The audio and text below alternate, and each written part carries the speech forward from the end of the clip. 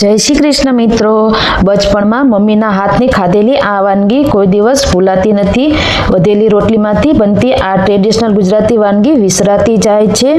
હજુ હાલમાં પણ અમે જ્યારે મમ્મીના ઘરે પિયરમાં જઈએ છીએ ત્યારે પણ મમ્મી પાસે ખાસ આ વાનગી બનાવડાવીએ છીએ અને મમ્મીના હાથની ટેસ્ટની વાત જ અલગ હોય છે. કહેવાય છે ને કે માના હાથમાં જાદુ હોય છે, એટલે જ તો માના હાથનું કંઈ પણ ખાવા મળી જાય તો એ 32 જાતના પકવાન બરોબર લાગે છે. તો આજે હું આપ સૌની માટે ટ્રેડિશનલ ગુજરાતી વિસરાતી જતી વાનગી ગળ્યા બસકા લઈને આવી છું. આ વાનગીને અમે ગળ્યા બસકા કહેતા હતા બચપણમાં.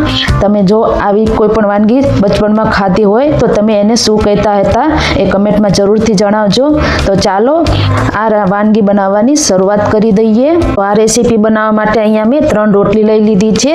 એવું નથી કે આ વાનગી બનાવવા માટે તમારે વાસી જ રોટલીનો ઉપયોગ કરવાનો છે. જો તમારે બપોરે વધારે રોટલી બની ગઈ હોય તો તમે આ રેસીપી સાંજે પણ બનાવી શકો છો અને સાંજે રોટલી વધી હોય તો સવારમાં પણ બનાવી શકો છો. તો હવે આ રોટલીના આપણે આ રીતના મોટા મોટા ટુકડા કરી લઈશું. આનો એકદમ ભૂકો નથી કરવાનો, આ રીતના મોટા મોટા ટુકડા રાખવાના છે. તો 3 રોટલીમાંથી આ રીતે ટુકડા કરી લઈશું. ખાસ કરીને આ વાનગીમાં આ રીતે મોટા ટુકડામાં જ રાખવાના હોય છે. તો 3 રોટલીના ટુકડા કરી લઈશું અને ત્યારબાદ આપણે આગળની પ્રોસેસ જોઈ લઈએ. આ વાનગી આપણે ગોળમાંથી બનાવવા જઈ રહ્યા છીએ, એટલા માટે હેલ્ધી પણ છે અને ટેસ્ટી પણ છે અને આ વાનગી એકદમ વિસરાતી જાય છે. તો આ વાનગી તમે ઘરે એકવાર જરૂરથી ટ્રાય કરજો. હવે અહીંયા જે આપણે રોટલીના ટુકડા કર્યા છે એને આપણે કોઈ પણ વાટકાના માપથી માપી લઈએ, જેથી કરીને આપણને ગોળ ઉમેરવામાં અંદાજ આવે. તો આ રીતે હું 1 વાટકીના માપથી માપી લઈશ. તો અહીંયા 1 વાટકી આપણા રોટલીના આ રીતે ટુકડા થયા છે.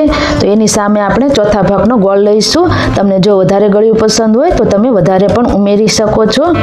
તો 1 વાટકી રોટલી હોય તો એની સામે 1/4 વાટકી જેટલો આપણે ગોળ લઈશું અને ખાસ કરીને અહીંયા મેં દેશી ગોળનો ઉપયોગ કર્યો છે, જેનાથી આપણો આ વાનગી એકદમ હેલ્ધી બનશે અને એકદમ ટેસ્ટી લાગે છે અને કલર પણ સરસ આવશે. અને અહીંયા મેં 5 કાજુ બદામના ટુકડા કરી લીધા છે આ રીતે 2 ભાગમાં. આ બિલકુલ ઓપ્શનલ છે, જો તમને પસંદ હોય તો જ એડ કરવા. પહેલાંના જમાનામાં ડ્રાયફ્રૂટ વગેરે આ વાનગીમાં ખાવામાં નહોતું મળતું, પરંતુ તો પણ આ વાનગી 32 જાતના પકવાન કરતાં પણ વધારે ટેસ્ટી લાગતી. અત્યારે આ હું ડેકોરેશન માટે જ ઉપયોગમાં લઉં છું, એટલા માટે હું ઉમેરી રહી છું. હવે આપણે એક પેનમાં પાણી લઈ લઈશું. તો જે વાટકીના માપથી આપણે રોટલી લીધી છે એનાથી ડબલ આપણે પાણી ઉમેરીશું. તો 2 વાટકી આપણે પાણી લઈ લઈશું. પાણી ઉકળવા લાગે એટલે આપણે એમાં ગોળ ઉમેરવાનો છે. જો તમને થોડું વધારે ગળ્યું પસંદ હોય તો ગોળ થોડો વધારે પણ ઉમેરી શકો છો. ગોળ ઉમેરીને આ પાણીને સરસ રીતે આપણે ઉકાળી લેવાનું છે.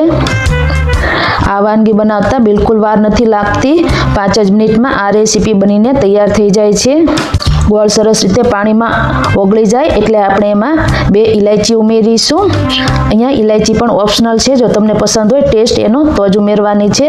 તો ઇલાયચીને આ રીતે ફોલીને દાણા સાથે જ ઉમેરી દઈશું. આ પાણીને આપણે બાદમાં ગાળવાનું છે, એટલા માટે અત્યારે આવી રીતે ઉમેરી દઈશું. તમારે ઇલાયચી પાવડર ઉમેરવો હોય તો એ રીતે પણ ઉમેરી શકો. ફરીથી આપણે 1-2 ઉભરા આવી જાય ત્યાં સુધી પાણીને ઉકાળી લઈશું. પાણી ઉકળીને તૈયાર થઈ ગયું છે. તો હવે આપણે રોટલીના બસકા બનાવવાની શરૂઆત કરી દઈએ. તો પાણીને આપણે સાઈડમાં લઈ લઈશું અને એક બીજા વાસણને આપણે ગેસ ઉપર ગરમ કરવા માટે મૂકી દઈશું. અને જે આપણે પાણી તૈયાર કર્યું છે એને ગળણીની મદદથી ગાળી લેવાનું છે, જેથી કરીને કોઈ પણ કચરો કે નીચે કાંકરી હોય તો એ નીચે રહી જાય. તો આ રીતે થોડો કચરો હશે તો રહી જશે. તો ગોળના પાણીને સરસ રીતે ગાળીને જ લેવાનું છે. હવે આ પાણી ઉકળવા લાગે ત્યારબાદ આપણે એમાં રોટલીના ટુકડા ઉમેરી દેવાના છે. પાણીમાં 1-2 ઉભરા આવી જાય ત્યારબાદ આપણે રોટલીના ટુકડા ઉમેરી દઈશું. પાણી ઉકળવા લાગ્યું છે તો એમાં આપણે રોટલી ઉમેરી દેવાની છે. એકવાર મિક્સ કરી દઈશું. ઢાંકણ ઢાંકીને આને આપણે ધીમા ગેસ ઉપર 3 મિનિટ માટે થવા દઈશું. 2 થી 3 મિનિટમાં સરસ રીતે આ રોટલી બધું પાણી એબ્ઝોર્બ કરી લેશે. તો ઢાંકણ ઢાંકીને 2 થી 3 મિનિટ માટે થવા દેવાનું છે. જે રીતની તમારી કઢાઈ હશે એ પ્રમાણે તમારે વધારે ઓછી વાર લાગી શકે છે. એવું લાગે તો વચ્ચે એકવાર ચેક કરી લેવું. તો અહીંયા હું ધીમા ગેસ ઉપર 3 મિનિટ માટે થવા દઈશ.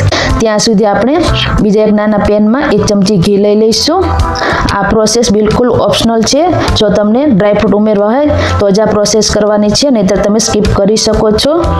1 ચમચી ઘી મૂકીને આપણે ડ્રાયફ્રૂટને રોસ્ટ કરી લેવાના છે. 25 થી 30 સેકન્ડ માટે જ આપણે એને શેકી લઈશું.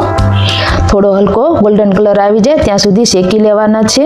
કાજુ બદામ આપણા સરસ રીતે શેકાઈ ગયા છે.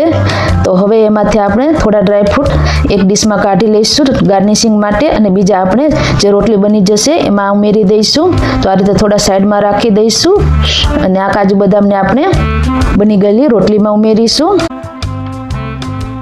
હવે અહીંયા આપણા ગળ્યા બસકા બનીને તૈયાર થઈ ગયા છે. તમને જે રીતની આ રીતે રસાવાળા પસંદ હોય એ પ્રમાણે તમારા રાખવાના છે. તો એકદમ ટેસ્ટી આપણા ગળ્યા બસકા બનીને તૈયાર થઈ ગયા છે. એકદમ દેખાવમાં સુંદર લાગે છે અને ખાવામાં તો ટેસ્ટી બને જ છે. હવે જે આપણે કાજુ બદામ ફ્રાય કર્યા છે એ ઉમેરી દઈશું. સાથે સાથે ઘી પણ ઉમેરી દેવાનું છે. જો તમારે ડ્રાયફ્રૂટ ન ઉમેરવા હોય તો એમને તમે 1 ચમચી જેટલું ઘી પણ ઉમેરી શકો છો. ઘી ઉમેરવાથી આનો ટેસ્ટ ખૂબ જ વધી જાય છે. કાજુ બદામને રોટલીમાં સરસ રીતે મિક્સ કરી દઈશું.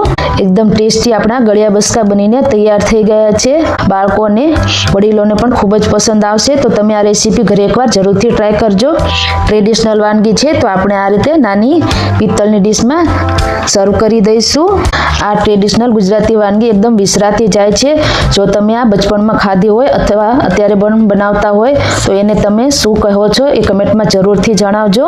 સર્વ કરી લીધા બાદ જે આપણે ડ્રાયફ્રૂટ બચાવ્યા હતા એને ઉપરથી આપણે ગાર્નિશ કરી લઈશું. તમને અમારી ટ્રેડિશનલ વાનગીની રેસીપી કેવી લાગી એ કમેન્ટ બોક્સમાં જરૂરથી જણાવજો, અને પસંદ આવી હોય તો તમારા ફ્રેન્ડ્સ અને ફેમિલી ગ્રુપમાં શેર કરજો અને ચેનલને સબસ્ક્રાઈબ કરજો. ફરી મળીશું નવા વિડીયો સાથે.